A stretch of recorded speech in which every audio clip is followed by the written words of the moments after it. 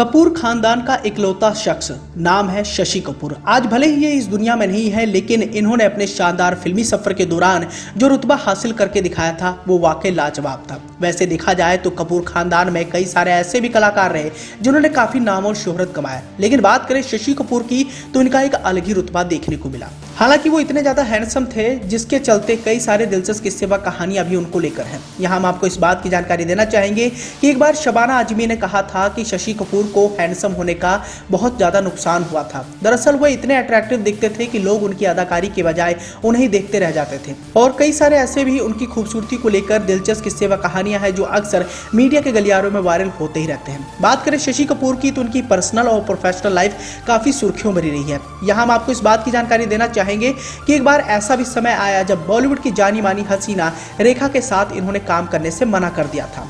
और पहली नजर में रेखा को इन्होंने जब देखा तो इतनी ज्यादा अट्रैक्टिव नहीं लगी थी। नतीजा ये हुआ कि शशि कपूर ने रेखा के साथ काम करने से मना कर दिया। लेकिन आने वाले समय में कुछ ऐसा हुआ कि रेखा के साथ उन्होंने बैक टू बैक कई सारी बड़ी फिल्मों में काम किया। अब जैसे कि आप सभी जानते हैं कि शशि कपूर और रेखा दोनों ही बॉलीवुड फिल्म इंडस्ट्री के काफी नामचीन सितारे माने गए हैं। रेखा ने फिल्म सावन भादो फिल्म से अपना पहला कदम इंडस्ट्री में रखा था। साल 1970 में आई इस फिल्म के प्रीमियर पर शशि कपूर भी पहुंचे थे। सबकी नजरें नई नवेली एक्ट्रेस को तलाश रही थी। रेखा के साथ फिल्म में नवीन निश्चल मौजूद थे। अब News18.com की एक्सक्लूसिव खबर की माने तो शशि कपूर ने जैसे ही रेखा को देखा तो उन्हें रेखा बिल्कुल भी पसंद नहीं आई थी। उस दौरान बताया गया कि शशि कपूर ने यहां तक कह दिया था कि काली मोटी इंडस्ट्री में कैसी अपनी जगह बनाएगी। ऐसे में भला शशि कपूर रेखा के साथ फिल्म में काम करने के लिए कैसे तैयार होते हैं। लेकिन रेखा ने समय के साथ खुद के अंदर इतना ज्यादा तब्दीलियां कर दी जिसके चलते वो बहुत ही कम समय में इंडस्ट्री में कलाकार के तौर पर उभरी और बहुत ही कम समय में वो हिंदी सिनेमा की सबसे सफल एक्ट्रेस में से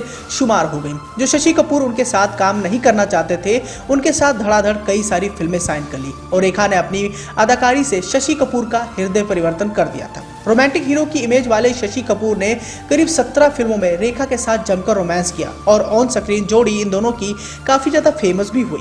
अब एक साथ 17 फिल्म करने के बाद शशि कपूर और रेखा की जोड़ी एक समय काफी ज्यादा हिट हो गई थी। ऐसे में शशि कपूर और रेखा ने एक साथ फिल्म सुहाग में भी काम किया था जो बॉक्स ऑफिस पर जबरदस्त हिट साबित रही। लेकिन इस फिल्म में अमिताभ बच्चन और परवीन बॉबी भी मौजूद थे।